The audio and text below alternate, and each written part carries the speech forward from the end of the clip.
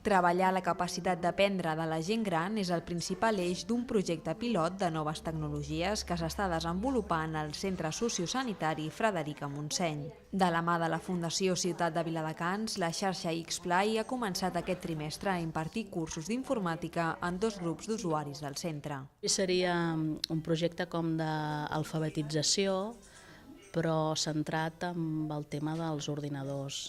És una gent que no ha tingut cap experiència en la utilització d'aquestes tecnologies i que nosaltres pensem que tenir l'abast al maneig d'aquests ordinadors doncs els hi pot donar peu a poder tenir accés a coses que són del seu interès i que tenen un accés fàcil sense moure's del lloc on estan.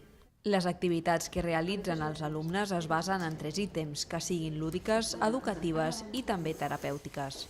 Son juegos mentales, empezamos así para que ellos empiecen a adaptarse al teclado y al ratón, que es lo que al principio les daba más miedo y han ido superándolo, vamos, en 2 sesiones lo tenían todo superado.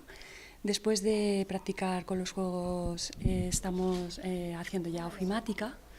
Están practicando con el Word. El objetivo final que queremos es que tengan su propia cuenta de correo e intentaremos que chateen, que hagan videoconferencia y puedan comunicarse también con su familia.